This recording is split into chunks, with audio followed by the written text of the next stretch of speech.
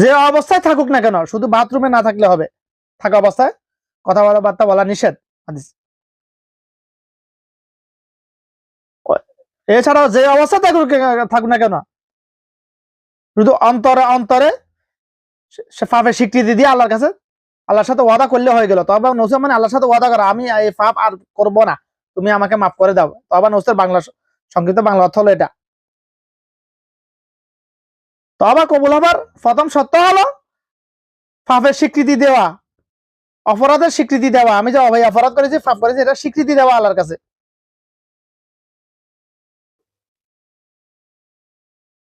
হাত তুলে তওবা করতে হবে জরুরি নয়, হাত তুলে মোনাজাত করাও জরুরি নয়।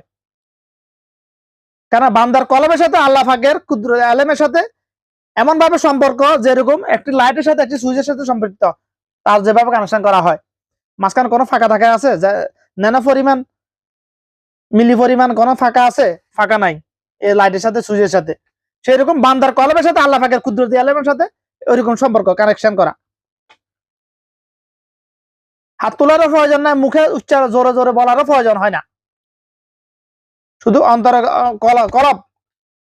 কারণ মানুষের কলবে যেটা মুখে ওটাই তো ফুটে আসে, আওয়াজ হয়, আওয়াজ হয়। যার কলবে একটা মুখে আর একটা, সে তো মুনাফিক।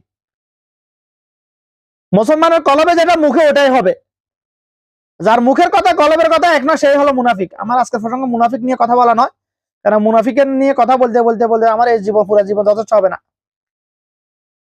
তো আমার প্রসঙ্গ ছিল নেকি কামাইতে তো পয়সা লাগে না, কবরতে নেকি চলে না। কেন আমাদেরকে বেশি বেশি নেকি কামাইতে হবে?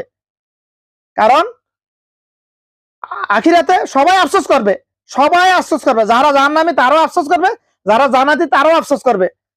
যারা জাহান্নামী তারা আফসোস করবে কেন? হায় কি আফসোস, হায় আফসোস, হায় আফসোস। কেন? কেন কেন কোরআন হাদিসের কথাগুলো মানলাম না? কেন অমুক আলেমের কথাগুলো শুনলাম না, ওপর ইমান আনলাম না? কেন নামাজ পড়লাম না, রোজা রাখলাম না? আফসোস করবে।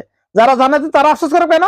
হায় আফসোস, দুনিয়াতে কত সময় অবশ্যই করেছি, এই সময়টা যদি আমি এই জিকিরটা করতাম, এই সময়টা যদি এই কাজটা করে করতাম, এই আমলটুকু করতাম, কতই না আরো উত্তম, আমার মর্যাদা আল্লাহ পাক কতই বেড়ে দিত, বাড়িয়ে দিত।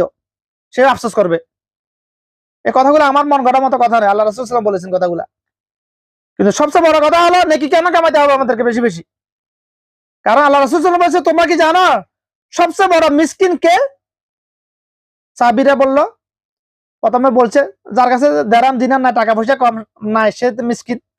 আমাদের দুনিয়াবি ক্ষেত্রে এটাই এটাই হলো মিসকিন। কিন্তু আল্লাহ রাসূল সাল্লাল্লাহু আলাইহি ওয়াসাল্লাম বলছেন না, তারা নয়। তখন অতঃপর আল্লাহ সাহাবীরা বললেন,